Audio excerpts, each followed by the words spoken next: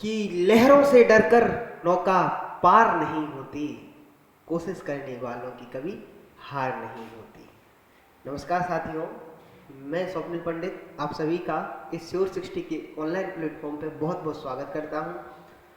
दोस्तों, हमारे मीन्स 2022 को मद्देनजर रखते हुए एक टेस्ट सीरीज चलती है जिसको हमने रेस नाम दिया है।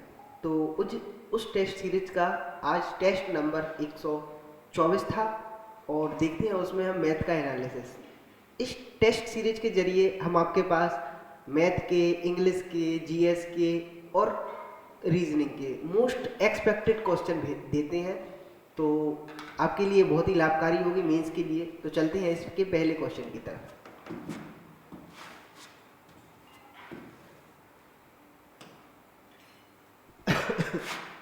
What is the sum of average of the first 437 numbers and the average of first इतने 324 numbers?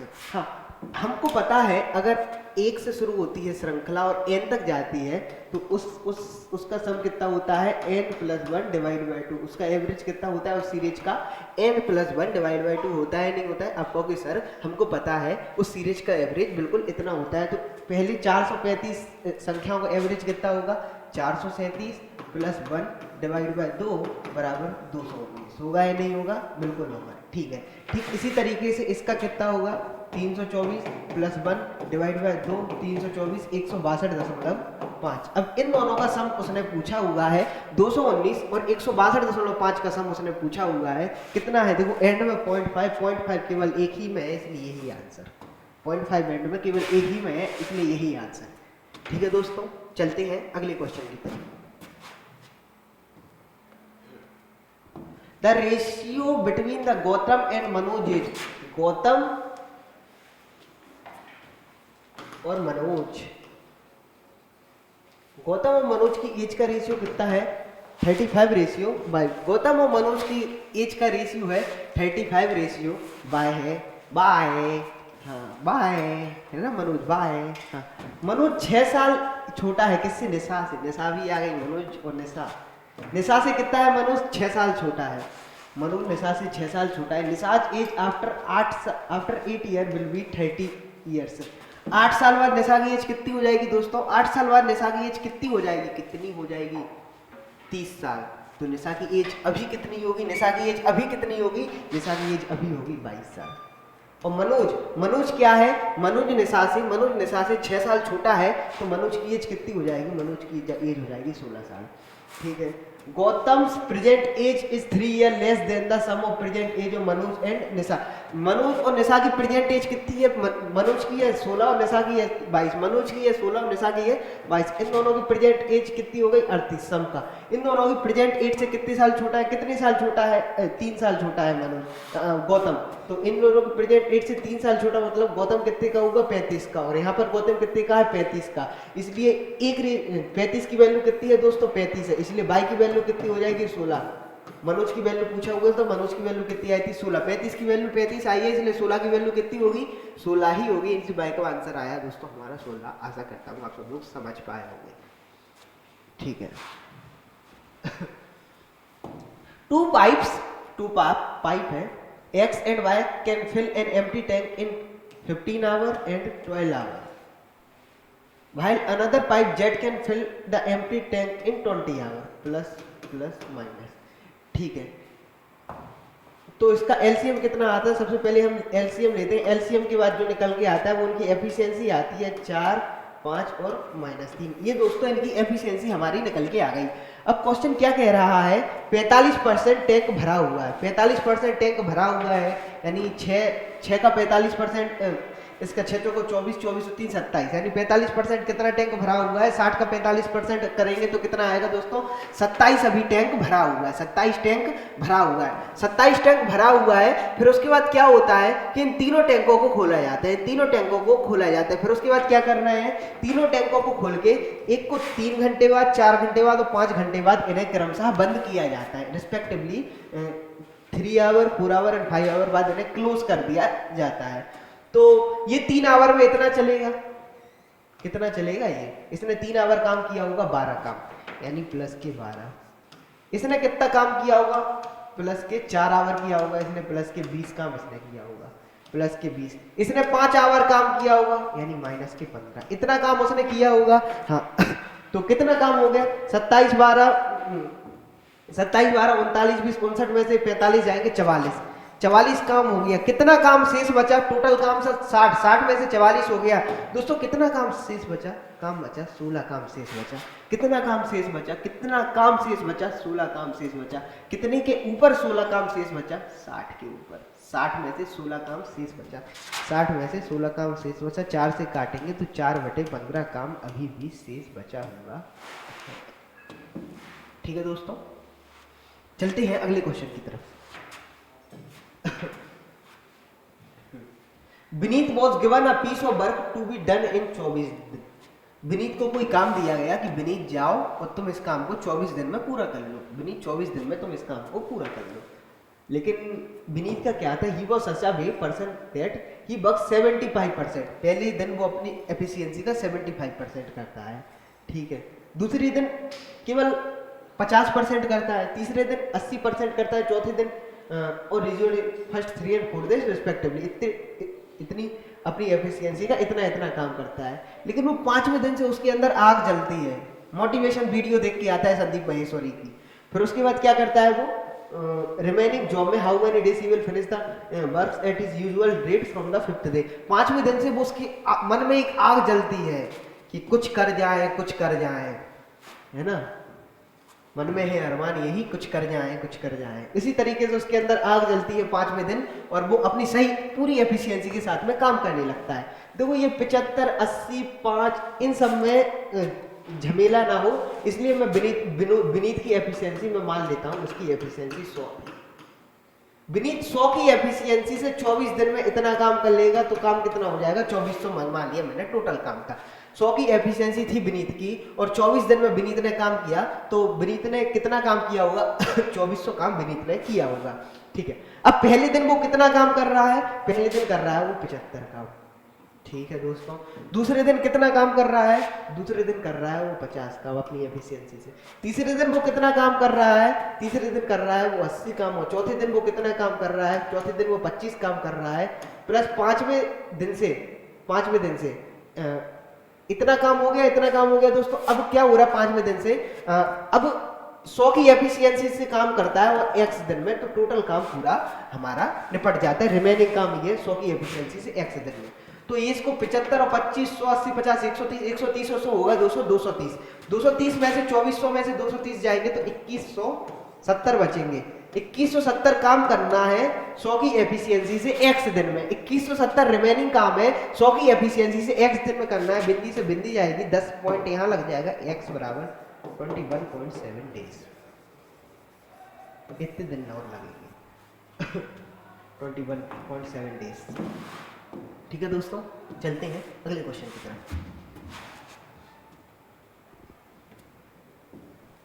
Even after a discount of Q% on MP, trader gained by 5%. What is the markup percent over the CP? तो हमको पता रहता है जब हमको discount दिया रहता है और प्रॉफिट दिया रहता है तो एमपी और सीपी का रेशियो क्या रहता है। सीपी क्या होता है, सीपी होता है 100 माइनस डिस्काउंट, मतलब 100 माइनस क्यू परसेंट। और 100 माइनस क्यू हुआ 100 माइनस क्यू। सीपी होता है 100 माइनस क्यू और एमपी कितना होता है हमको पता है, हमको ये वाला बात पता है, आपको पता है 100 प्लस पी आपको पता है, ठीक है। तो अब वो ये पूछ रहा है कितना ज्यादा सीपी से कितना ज्यादा हमने एमपी किया है। तो आप बताओ कितना ज्यादा किया होगा, 100 plus P minus 100 minus Q, इतना ज्यादा हमने किया होगा सीपी से एमपी, ठीक है। कितने के ऊपर किया होगा, सीपी के ऊपर किया होगा। सीपी कितना है 100 माइनस क्यू इंटू 100 करने से परसेंटेज हमारी निकल आएगी। यहाँ से हमारा आंसर आएगा 100 से 100 कट गया है, माइनस माइनस हो गया, ये होगा plus 100 plus Q 100 minus Q into 100, ये आंसर आएगा। कहाँ है ये आंसर, ये है। तो दोस्तों चलते हैं अगले क्वेश्चन की तरफ।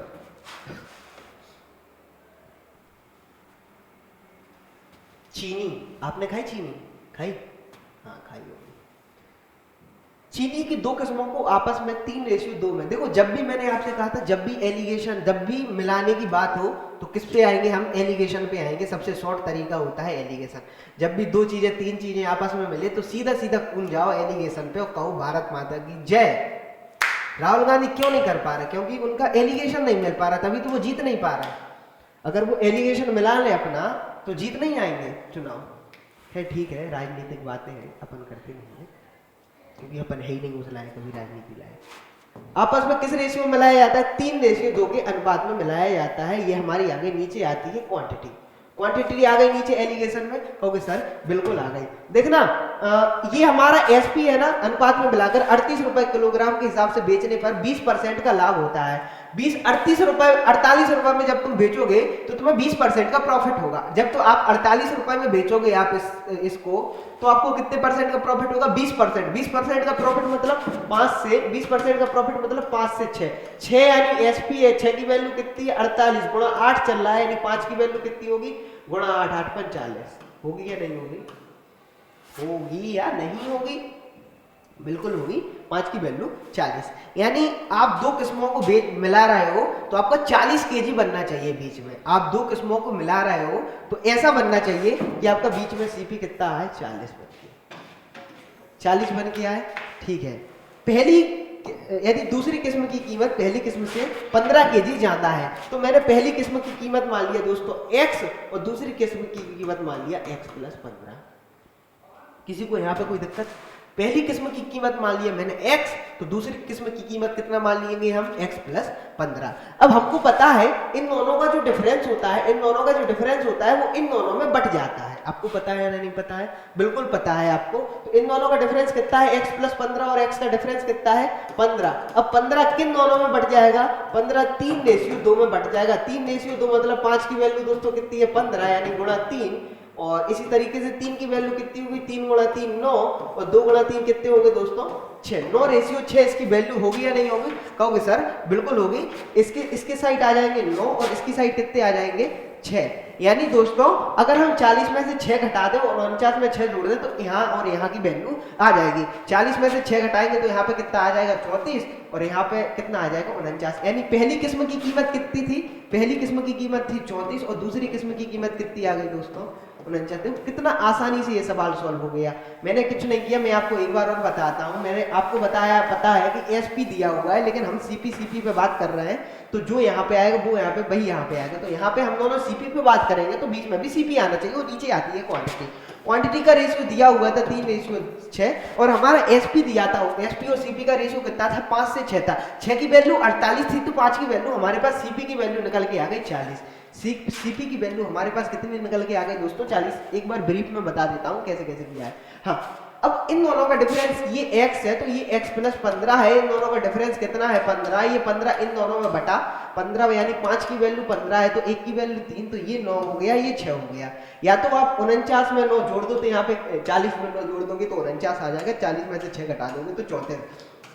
पहली किस्म की कीमत 34, दूसरी किस्म की कीमत 49। यहाँ से हम लोग आंसर ले आए। देखो एलिगेशन से कितना शॉर्ट तरीका पड़ता बंदा, इस सवाल को आप बेसिक से जाओगे तो टाइम लग जाएगा, टाइम लग जाएगा। ठीक है दोस्तों, चलते हैं अगले क्वेश्चन की तरफ। हाँ, सेक थीटा की वैल्यू दी हुई है, सेक थीटा की वैल्यू दी हुई है। सेक थीटा बराबर कितना दिया हुआ है 13/5। इसको जब हम पाइथागोरस से सॉल्व करते हैं तो यहाँ पे कितना आ जाएगा 12 आ जाएगा। ठीक है, अब यहाँ पे कितना आएगा देखना दोस्तों।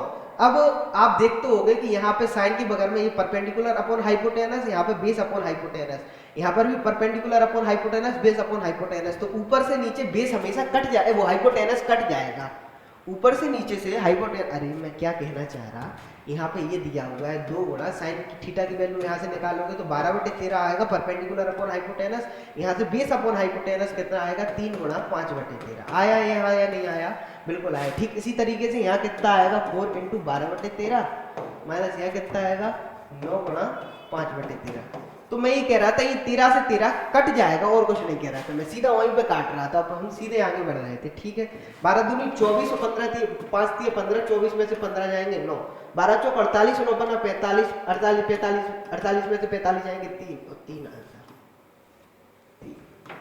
सी की वैल्यू 3 आ गई, सी की वैल्यू इसकी वैल्यू 3 आ गई।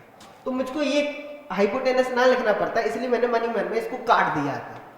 ठीक है दोस्तों, अगले क्वेश्चन की साइड चलते हैं, अपना रुख करते हैं।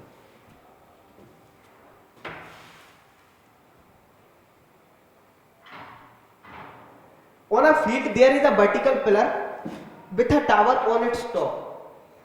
एक टावर है, टावर के टॉप पर एक वर्टिकल पिलर है, एक वर्टिकल पिलर लगा हुआ है। क्वेश्चन ये कह रहा है at a point 14 metre away from the base, base से 14 मीटर दूर, कितने मीटर दूर, 14 मीटर दूर। क्या सिचुएशन बनती है कि इसके ऊपर वाले पोर्शन का, इसके ऊपर वाले पोर्शन का और ये पिलर के ऊपर वाले पोर्शन का और नीचे वाले पोर्शन का कितना बनता है, ये अगर 60 है तो ये कितना है 45।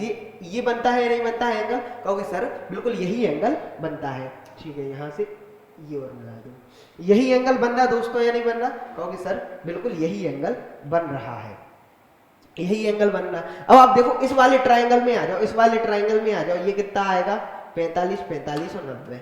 और इस वाले ट्राइंगल में आ जाओ, बड़े वाले में ये तो अगर ये 90 है, ये 60 है, तो ये कितना बचेगा 30 बचेगा। इसको मैंने गलत कर दिया, ये हटा दो।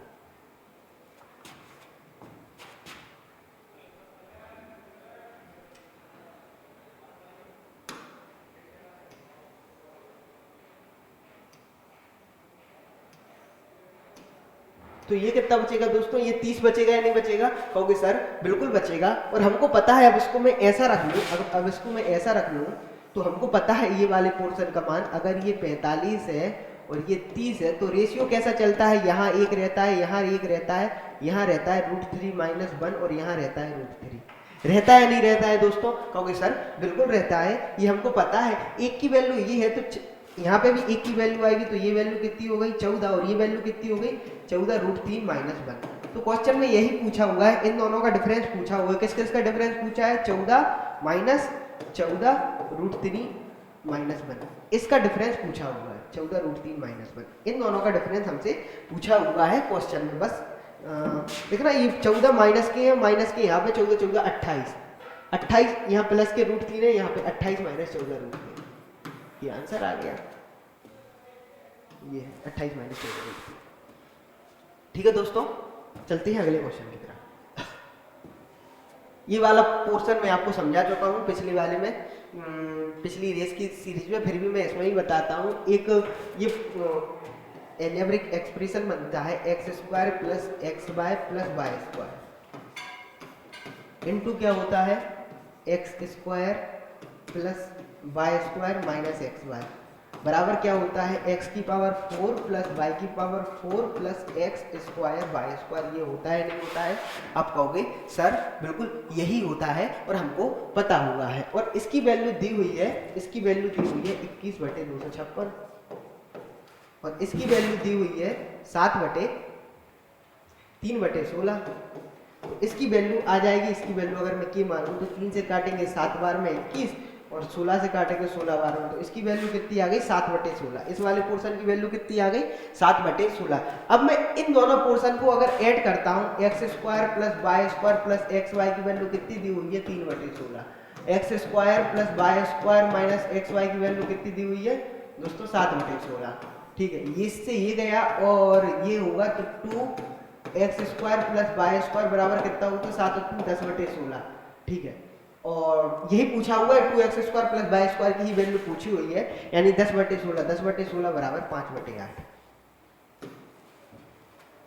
दोस्तों आशा करता हूं मैं आपको समझा पा रहा हूं। चलते हैं अगले क्वेश्चन की तरफ।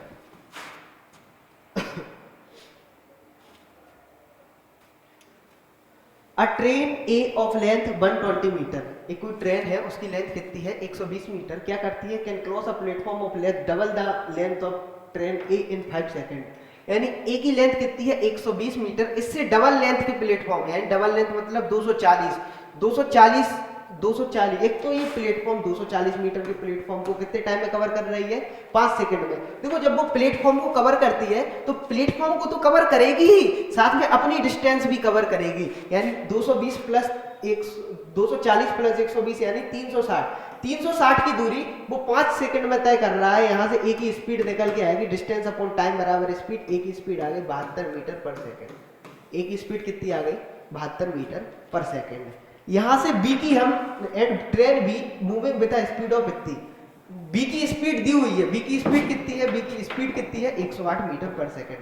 अब बी ट्रेन की लेंथ निकालना है। हाँ ठीक है, कहना क्रॉस अ प्लेटफॉर्म हो इतने मीटर का 252 मीटर का प्लेटफॉर्म 4 सेकंड में तय करती है। यानी ये कितने टाइम तक चला होगा दोस्तों, ये 4 सेकंड तक चला होगा। 4 सेकंड तक चलेंगे तो कितना हो जाएगा 432 ये चल लेगा। 4 सेकंड तक चलेगा तो ये कितना चल लेगा 432 ये चल लेगा 4 सेकंड तक। लेकिन हमारे पास जो प्लेटफॉर्म की लेंथ है वो तो 252 है, चल रहा तो 252 ही था, फिर ये डिफरेंस क्यों क्रिएट हो रहा? ये डिफरेंस इसकी लेंथ, इसकी खुद की लेंथ की वजह से क्रिएट हो रहा है। ये डिफरेंस हो रहा है इसकी खुद की लेंथ की वजह से क्रिएट हो रहा है। यानी बी की लेंथ इन दोनों का डिफरेंस होगी, इन दोनों का डिफरेंस कितना है 180, यानी बी की लेंथ कितनी हो गई 180। बी की लेंथ कितनी हो गई 180, तो इन दोनों का डिफरेंस ही बी की लेंथ है। बी की लेंथ आ गई दोस्तों हमारी 180।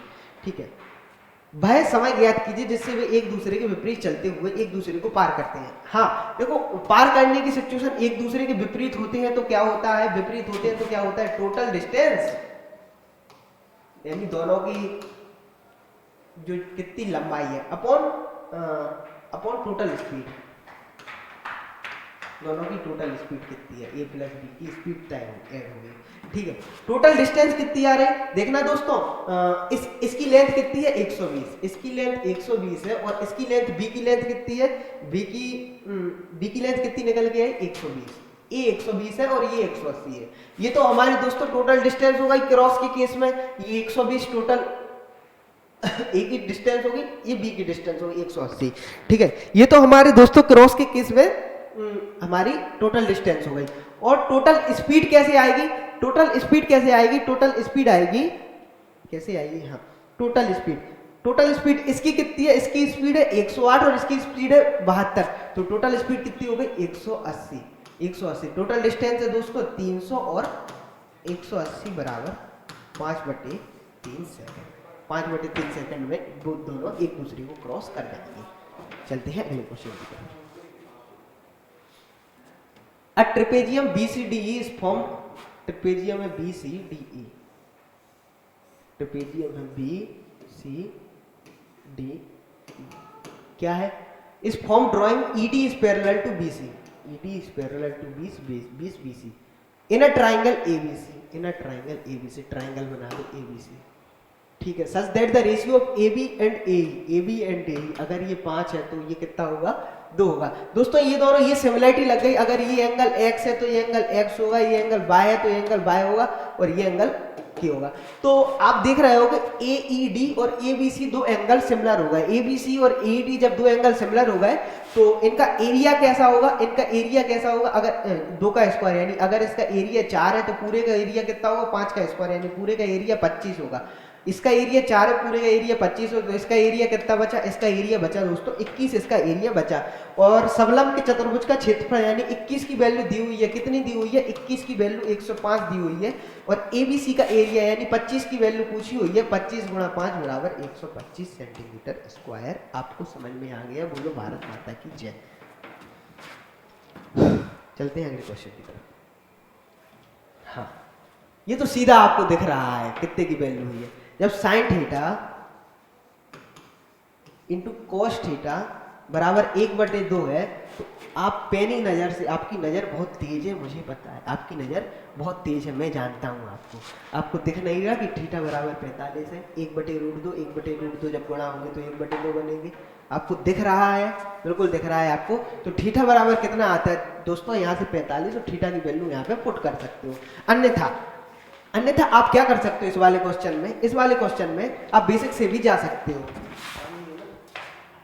इस वाले क्वेश्चन में पानी पीने ठीक रहता।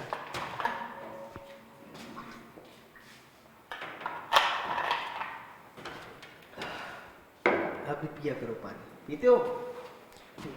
इस वाले क्वेश्चन में आप बेसिक से भी जा सकते हो, दोनों जगह गुणा दो कर ले, यानी यहाँ पर भी गुणा दो कर दो, यहाँ पर भी गुणा दो कट जाए। हाँ, तो यहाँ पर ये क्या बनता है, ये बनता है 2 sin थीटा cos थीटा कितना बनता है sin 2 थीटा। sin 2 थीटा बराबर कितना दिया हुआ है 1 बराबर 90 डिग्री। साइन पे कितने बराबर 90 डिग्री होता है, साइन में साइन थीटा बराबर, कब साइन थीटा बराबर 1 होता है, साइन 90 डिग्री पर 1 होता है, तो एक की जगह मैं 90 डिग्री लिख सकता हूँ, और 2 थीटा बराबर 90 डिग्री, तो थीटा बराबर आ जाएगा 45, यहाँ से भी थीटा बराबर 45 प्रूफ हो सकता है। हो सकता है, बिल्कुल हो सकता है सर। तो यहाँ पे जब हम वैल्यू रखते हैं साइन 1/√2 का, 1/√2 का होल स्क्वायर कितना होता है दोस्तों हमारा 1/2, 1/2 की पावर 3 और 1/2 की पावर 3, यानी 1/8 प्लस 1/8 बराबर 1/4।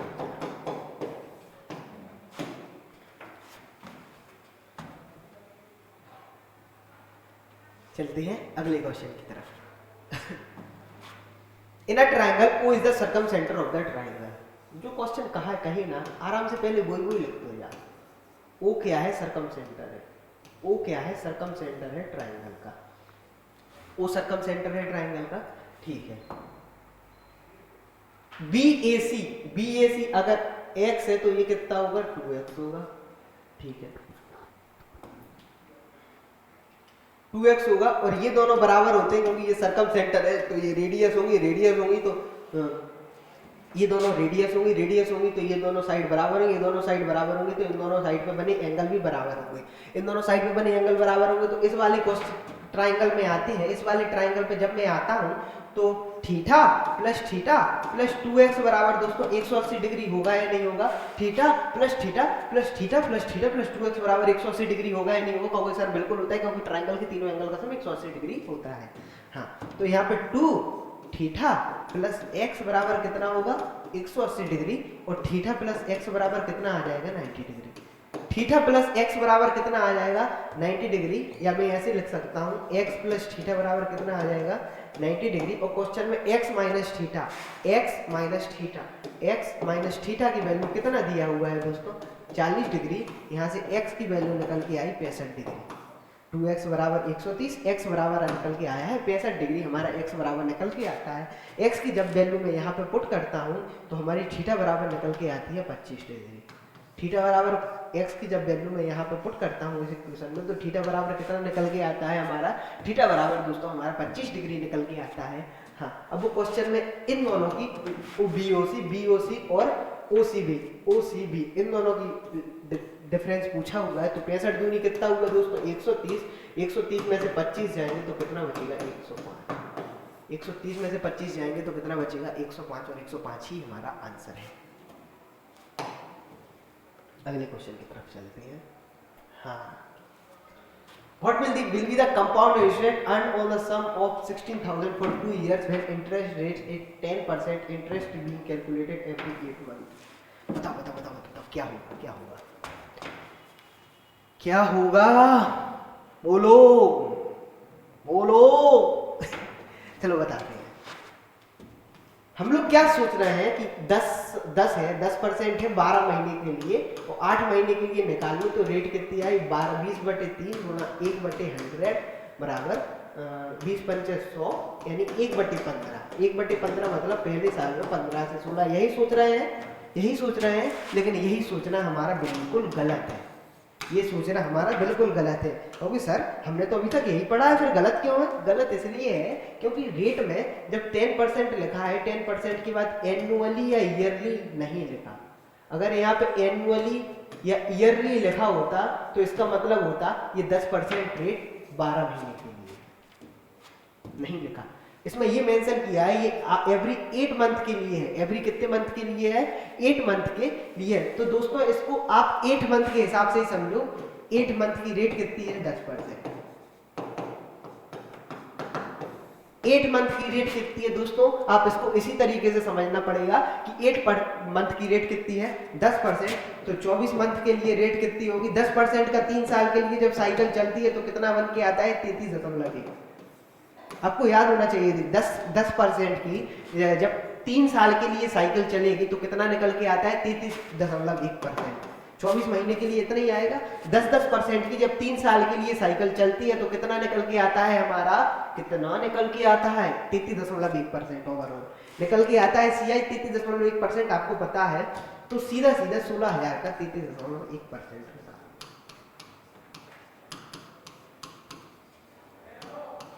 3 महीने से 3 महीने गई।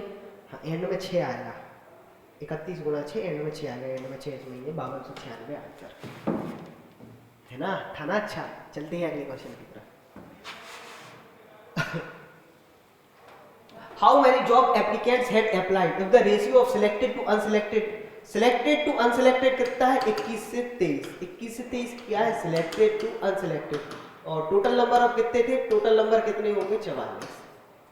ठीक है, अगर 1100 लोग कम लोगों ने आवेदन किया होता और 150 अधिक चयनित होते तो चयनित से गैर चयनित का अनुपात कितना होता, 11:1। कब होता है ये यानी 2 कब होता है, जब 1100 लोग कम एडमिशन भरते और क्या होता और 150 लोग अधिक चयनित होते, तब ये रेशियो बनता। हाँ तो आप एक बार इन दोनों को साथ में ले लो क्योंकि इन दोनों में ही रेशियो की कैलकुलेशन है।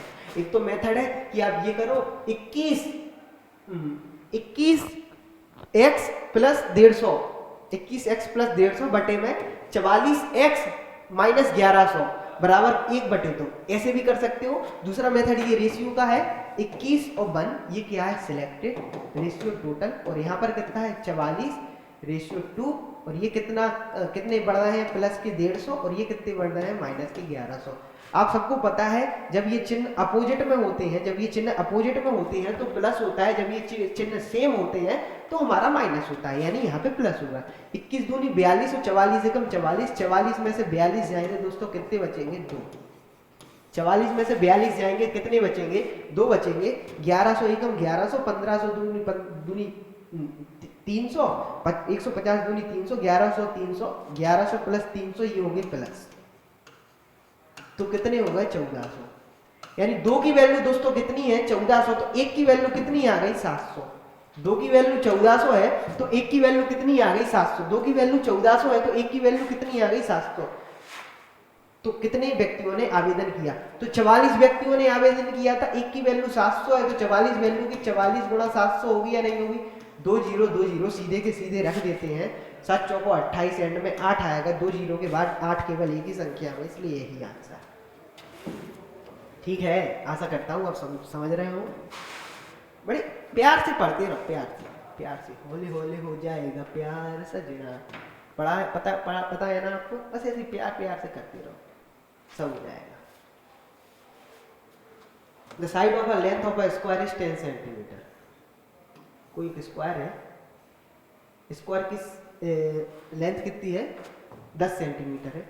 स्क्वायर अब उसके 4/6 से कट किया जाता है, यहाँ से कट कर लिया, यहाँ से कट कर लिया, यहाँ से कट कर लिया, यहाँ से कट कर लिया, तो ये रेगुलर ऑक्टागन बनता है, रेगुलर ऑक्टागन बनता है, रेगुलर ऑक्टागन बनता है, रेगुलर ऑक्टागन बनता है। तो रेगुलर ऑक्टागन मतलब सबकी साइड बराबर है, सबकी साइड बराबर है। तो मैंने मान लिया एक एक से मैंने कट लगाया है, एक एक से कट लगाऊंगा तो यहाँ पे लेंथ कितनी हो जाएगी 2, √2 यहाँ पे हो जाएगी, तो यहाँ पर भी कितनी होगी लेंथ √2, यहाँ पर लेंथ कितनी होगी √2, तो यहाँ पे भी एक एक से कट लगेगा, एक एक से कट लगेगा। √2 कैसे आ रहा है, ये 90 डिग्री है, एक एक ये 45 हो जाएगा, तो एक और एक का कितना आ जाएगा यहाँ पे √2। इस तरीके से ये √2 का रेगुलर ऑक्टागन बन गया, √2 का रेगुलर ऑक्टागन बन गया, जिसकी साइड कितनी है हमारी √2 इसकी हमारी साइड है, √2 हमारी इसकी साइड है। अब क्या करना है, हाँ ट्राइंगल ये हमारी स्क्वायर की साइड कितनी है 2 प्लस √2 हमारी स्क्वायर की साइड है या नहीं है, 2 प्लस √2 हमारी स्क्वायर की साइड है या नहीं है। आप कहोगे सर 2 प्लस √2 हमारी स्क्वायर की साइड है और ये 10 के बराबर है, क्योंकि स्क्वायर की साइड क्वेश्चन में मेंशन है कितनी है 10, और ये किसके बराबर है दोस्तों 10 के बराबर है। हाँ 2 प्लस √2 की वैल्यू कितनी है 10, और हमको कितने की वैल्यू निकालना है, ऑक्टागन की साइड निकालना है, ऑक्टागन की साइड मतलब √2 की वैल्यू हमको निकालना है। यानी अगर मैं यहाँ से √2 का कॉमन लेता हूँ तो यहाँ पर कितना बचता है √2 प्लस 1, और यहाँ पे कितना बचता है 10। अगर मैं ये बटे में ले जाऊं तो यही √2 की वैल्यू होगी, √2 की वैल्यू हमें जो चाहिए कितनी होगी 10 बटे में √2 प्लस 1। तो दोस्तों हमको पता आ गया, हमको पता चल गया, क्या पता चल गया हमें, हमको क्या पता चल गया, हमको क्या पता चल गया दोस्तों, हमको ये पता चल गया कि ये हमारे रेगुलर ऑक्टागन की साइड हमारी कितनी आ गई, इतनी आ गई दोस्तों हमारे रेगुलर ऑक्टागन की साइड। यहाँ तक कोई दिक्कत, कहोगे सर यहाँ तक कोई दिक्कत नहीं है। अब मुझको क्या ये किसी में ऑप्शन में मैच खा रहा, मैच नहीं खा रहा, इसका मतलब है, इसका मतलब क्या है कि मुझे इसका रेशनलाइजेशन करना पड़ेगा। रेशनलाइजेशन अगर मैं करूँगा तो यहाँ पे √2 - 1 और √2 - 1 अगर मैं करता हूँ तो 2 का स्क्वायर माइनस 1 का स्क्वायर, √2 का स्क्वायर माइनस 1 का स्क्वायर कितना आया यहाँ पे 1, और यहाँ पे कितनी आ गई रेगुलर ऑक्टागन की साइड 2 √2 10 √2 - 1 10 √2 - 1। यही हमारा आंसर है। अगले क्वेश्चन की तरफ हम लोग अपना रुख करते हैं।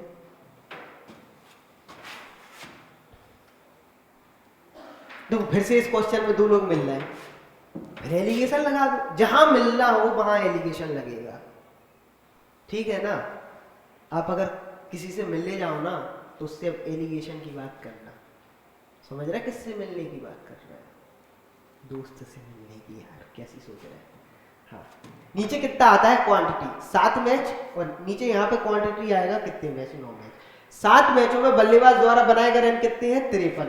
यहाँ पे रन कितने आएंगे दोस्तों 53, और यहाँ पर 9 मैचों में कितने बनाएगा 33। यहाँ पर रन आएंगे 33, और बीच की वैल्यू पूछी हुई है कि 16 मैचों में बल्लेबाज द्वारा कितने रन बनाए गए, यही पूछा हुआ है, ठीक है। अब मैंने बताया था इन दोनों को जो डिफरेंस होता है वो इन दोनों में बढ़ता है, इन दोनों का जो डिफरेंस होता है वो इन दोनों के सम में बढ़ता है, इन दोनों का डिफरेंस इन दोनों के सम में बढ़ता है। इन दोनों का डिफरेंस कितना है 20, 20 कितने में बटेगा 9 और 7 16 में बटेगा 20, 16 की वैल्यू कितनी है 20। या तो आप 7 की निकाल लो या 9 की, किसकी निकाल लो, मैं तो 7 की निकाल लो, देख लेते हैं 7 की निकाल लेते हैं, ठीक है। यहाँ से कितना आया 4, यहाँ से कितना आया 5, 7 बना 35 बटे 4, 4 8 चौको 32, 8 रेशियो 7 8.75, 35 बटे 4 करेंगे तो कितना आएगा 8.75।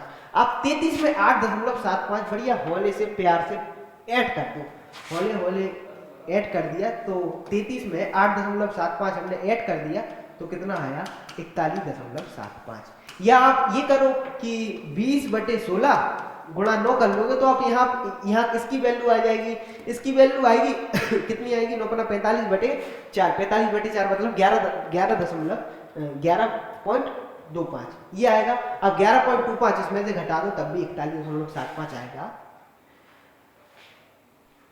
क्या है कि विधि बदलने से उत्तर नहीं बदलते हैं, तो इस तरीके से 41.75 हमारा आंसर है एवरेज।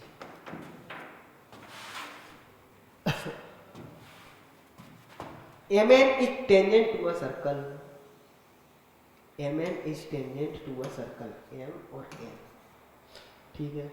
रेडियस कितनी है सेंटर O, सेंटर O यानी रेडियस कितनी है 6 सेंटीमीटर, ठीक है। ON बराबर कितना दिया हुआ है 10, ON बराबर 10 दिया हुआ है। OM बराबर कितना दिया हुआ है 37/2, OM बराबर 37/2 गया है। तो MN की लेंथ पूछा हुआ है, सिंपल कुछ नहीं है, 2 बार पाइथागोरस थ्योरम लगाना है, क्यों लगाना है तो रेडियस और टेंजेंट के बीच में बना एंगल कितना होता है 90 डिग्री होता है।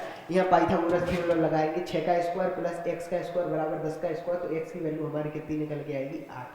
यहाँ पाइथागोरस थ्योरम लगाएंगे तो 6 का स्क्वायर प्लस x का स्क्वायर बराबर कितना है 37 का होल स्क्वायर कितना होता है 37 का होल स्क्वायर होता है 1369 डिवाइड बाय 4, 6 का स्क्वायर यानी 36 इधर जाएंगे, 36 इधर जाएंगे तो x स्क्वायर बराबर कितना आ जाएगा 36 चौको 108, 36 चौको 144, 144 इसमें 1369 में से घटेंगे तो कितना आएगा 1225 डिवाइड बाय 4, और ये हटेगा क्या कहते हैं ये स्क्वायर हटेगा तो क्या आ जाएगा अंडर।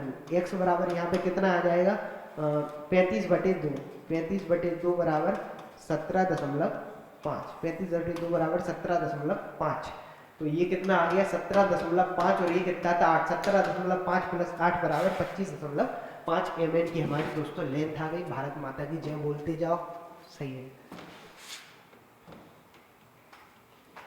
ये वाला क्वेश्चन है, ये वाला क्वेश्चन के 2 तरीके हैं। इस वाले क्वेश्चन में आपको पहला तरीका ये होता है कि इन सब का एलसीएम लो और प्लस 3 कर दो, ये तरीका हो सकता है। सबका एलसीएम लोगे क्योंकि इन दोनों का डिफरेंस कितना आ रहा है 4, यहाँ 3, यहाँ डिफरेंस कितना है 3, यहाँ डिफरेंस कितना है 3, यहाँ डिफरेंस कितना है 3, यहाँ डिफरेंस कितना है 3। जब डिफरेंस 3 है तो एक तरीका ये है कि इन दोनों का एलसीएम लो और उसमें से 3 माइनस कर दो। इन सबका एलसीएम कितना आएगा 90, 8 72, 72, 720 आ गए, 720,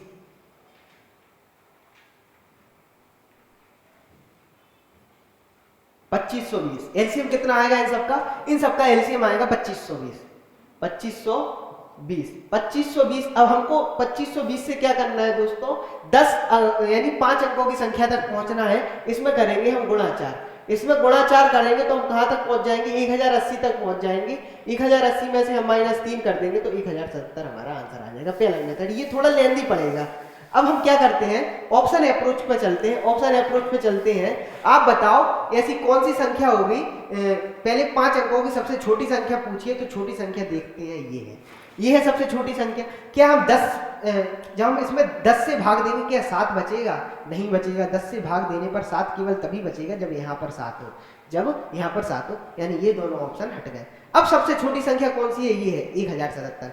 1077 पे हम देखते हैं तो 1010 से भाग देने पर 7 बच रहा है, ठीक है। अब 6 से भाग देने पर 3 बच रहा है। 6 से भाग देने पर पहली बार हम इसमें होते देते हैं, 10 में यहाँ से भाग दे रहा है।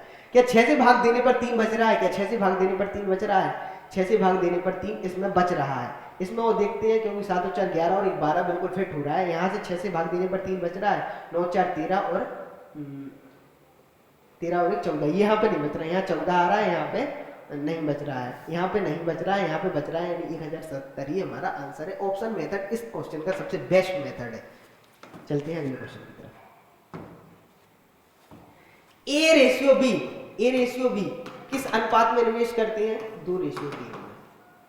बी रेशियो सी किस अनुपात में निवेश करते हैं? बी रेशियो सी करते हैं 2:5 में निवेश करते हैं, ठीक है।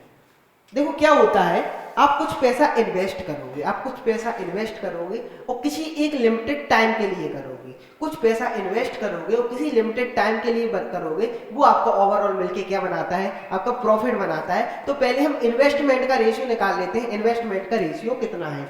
इन्वेस्टमेंट का रेशियो कितना है? 2 का गुणा ऊपर होगा, 3 का गुणा नीचे होगा। 2 का गुणा ऊपर होगा तो 4, 3 दूनी 6, 3 5 15, ये आया, ये आया हमारा। यानी इन्वेस्टमेंट का रेशियो कितना है इनका? 4:6:15। कोई दिक्कत तो नहीं की मैंने? ठीक है, कोई दिक्कत नहीं की। अगर की होगी तो बाद में देख लेंगे, ठीक है। अब क्या चलते हैं दोस्तों, अब क्या करना है हमको? हाँ, ये इन्वेस्टमेंट का रेशियो, ये टाइम का रेशियो कितना है? 2:1। टाइम का रेशियो भी दिया हुआ है 2:1। इन दोनों को जब मैं मल्टीप्लाई कर दूंगा तो हमारा प्रॉफिट का रेशियो बनाएगा। हाँ, तो हमारा प्रॉफिट कितना आएगा? प्रॉफिट कितना आएगा? 4 दूनी 8, 6 दूनी 12, 15। इतना प्रॉफिट हमारा बना, ठीक है। कितना बना? 8:12:15 हमको प्रॉफिट में बनाया। सर बिल्कुल यहाँ तक हमको कोई दिक्कत नहीं है, पूरा समझ में आ गया, पूरा समझ में आ गया। इन दो ई और बी के हिस्सों के मूल्यों का योग कितना है? 40,000 रुपए है। यानी ए प्लस बी 12 + 8 यानी 20 की वैल्यू कितनी दी हुई है दोस्तों? 20 की वैल्यू दी हुई है 40,000, यानी गुणा 20 गुणा 2000 का रिलेशन है, गुणा 2000 का रिलेशन है। वो किसका पूछा हुआ है? वर्ष के अंत का लाभ का मान बताइए। लाभ का मान 15 12 27 8 35 35 गुणा 2000 कितने करेंगे? 70,000 आ जाए, आंसर हमारा आ जाएगा। 35 गुणा 2000 70,000 हमारा आंसर आ जाएगा। चलते हैं क्वेश्चन की तरफ। वो एक वृत्त का केंद्र है, एक स्पर्श रेखा खींची जाती है। एक क्या खींची जाती है दोस्तों? एक स्पर्श रेखा खींची जाती है, सी पर स्पर्श करती है। एंगल AOC का मान कितना है? AOC का मान कितना है? 80 डिग्री। AOC का मान 80 डिग्री है। तो आप मुझे एक बात बताओगे, 80 डिग्री है, ये रेडियस है, रेडियस दोनों बराबर होती है, तो यहाँ पर अगर एंगल थीटा बनेगा तो यहाँ पर भी एंगल थीटा बनेगा। यानी इस वाले ट्राइंगल में जब मैं देखता हूँ तो 80 + 2 थीटा बराबर कितना है? 180 डिग्री। तो 2 थीटा बराबर कितना है? 100 डिग्री। और थीटा बराबर कितना है? 50। यानी यहाँ पर जो एंगल बनेगा थीटा बराबर ये कितना होगा? 50। अब अल्टरनेट सेगमेंट थ्योरम क्या कहती है? जो एंगल यहाँ बनता है वही एंगल यहाँ बनता है, तो यहाँ पर भी एंगल कितना बनेगा? 50। ठीक है, यही पूछा हुआ है।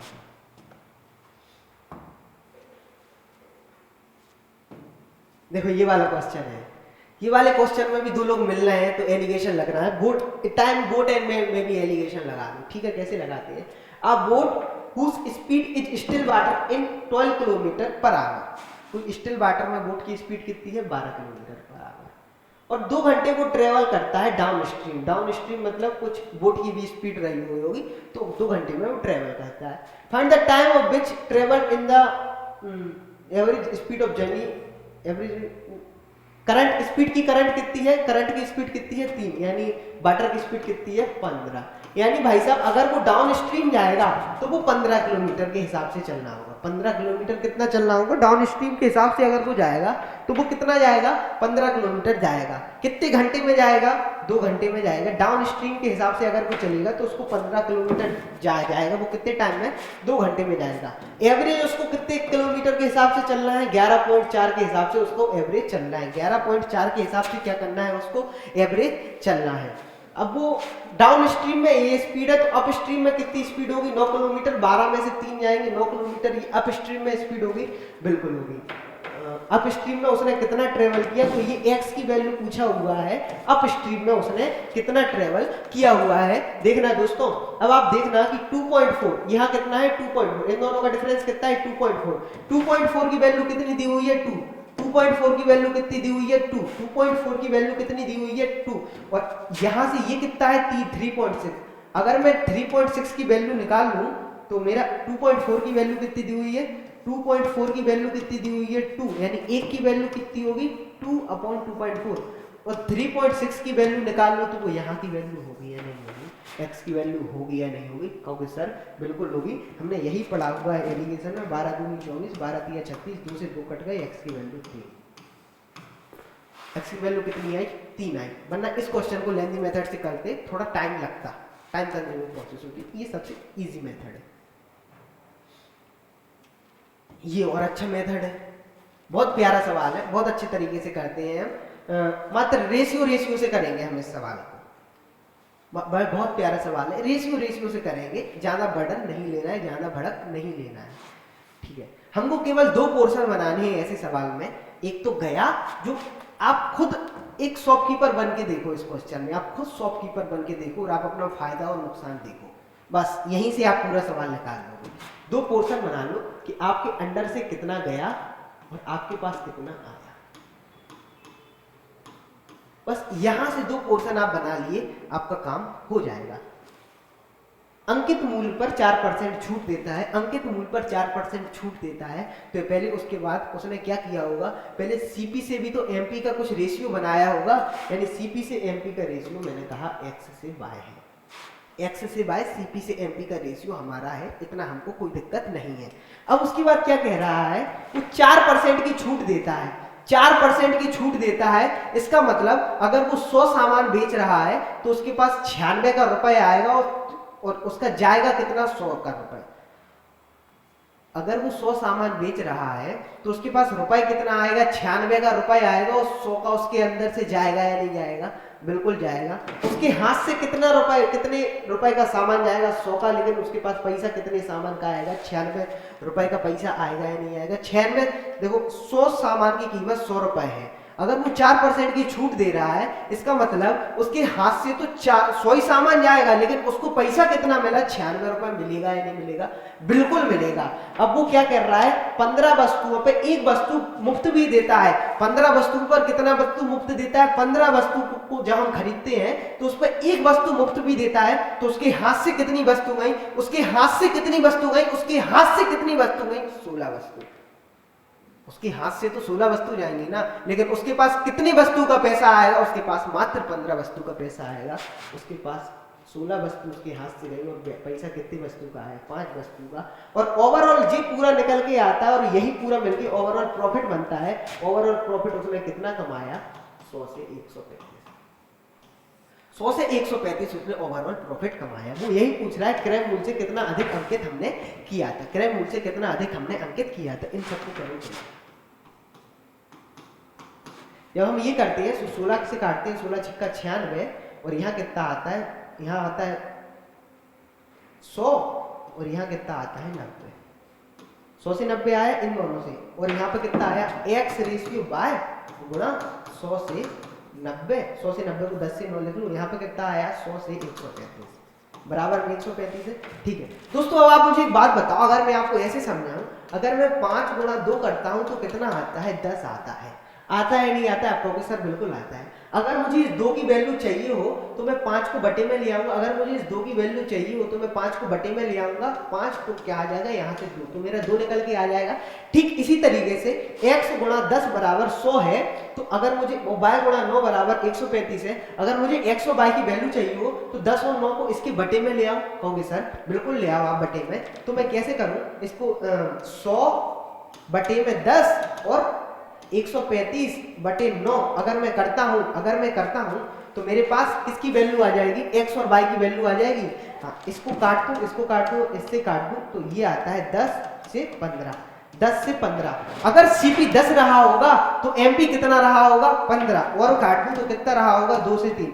अगर CP 2 रहा होगा तो MP कितना रहा होगा? 3। 2 से 3 मतलब एक ज्यादा, 2 से 3 मतलब एक ज्यादा, कितने के ऊपर? 2 के ऊपर, इंटू 100 बराबर 50%। कितने प्यार से आए यहाँ से, बढ़िया होले हो जाएगा प्यार। मैं कहता ही हूँ पहले, बड़ी आराम से कितना आया? 50%। बड़ी आसानी से हमने इस सवाल को सॉल्व कर लिया।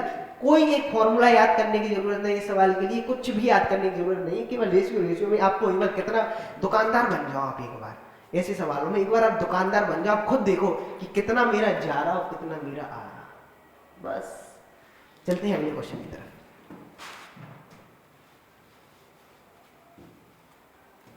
To solution with milk and water in ratio of 4:5 and 2:3। इन सबको 3:4 में मिलाया जाता है। 3:4 में मिलाया जाता है। अगर पहले वाले से आप 3 ले रहे हो तो दूसरे वाले से आपको 4 लेना पड़ेगा। इस तरीके से इनको मिलाया जा रहा है, क्वेश्चन यही कह रहा है। अब आप देखो, हम इसमें तब मिलाएंगे जब पहले हम किसी को ज्यादा या किसी से को कम कैसे मापते? पहले उनका एक इक्वल लेवल तय करते हैं, फिर उसके बाद उसको जितना ज्यादा देना उसको ज्यादा मिल जाता है, जिसको जितना कम देना उसको कम देना है।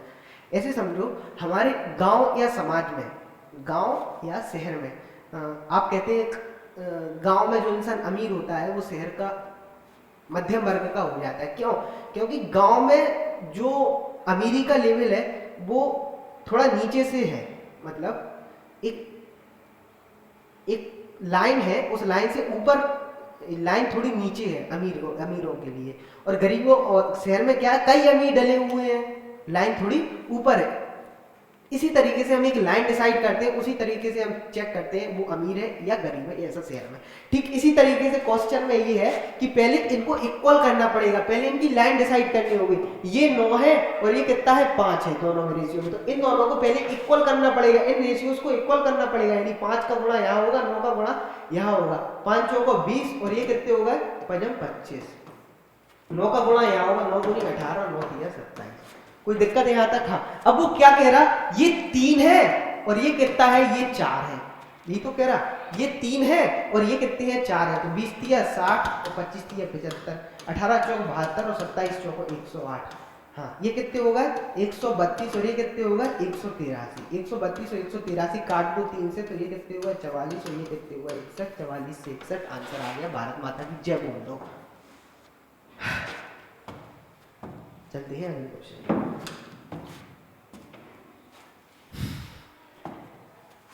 बोनस मार्क्स होते हैं वही है। Top in a shape and equilateral triangle.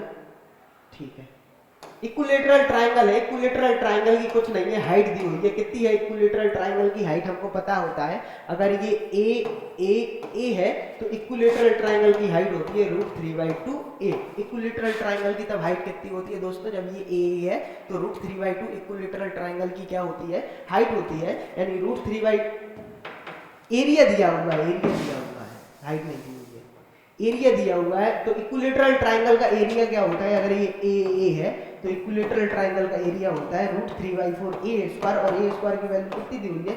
3/9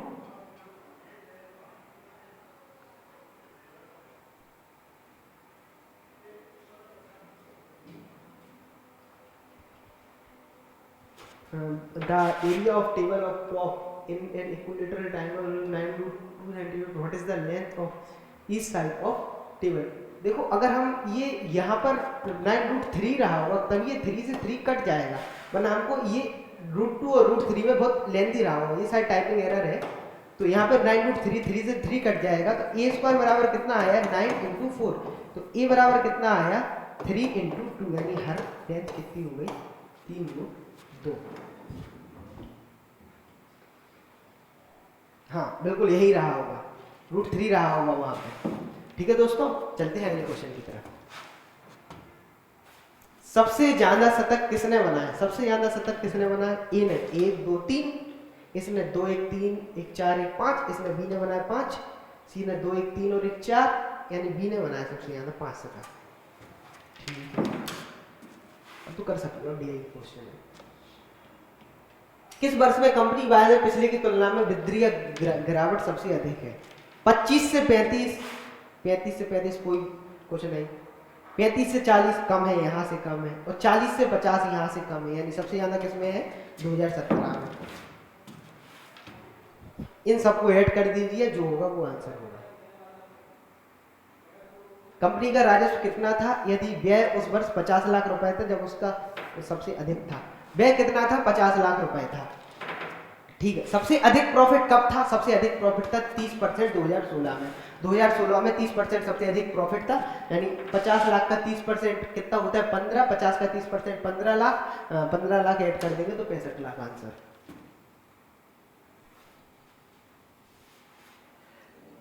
कितनी इजी सवाल है।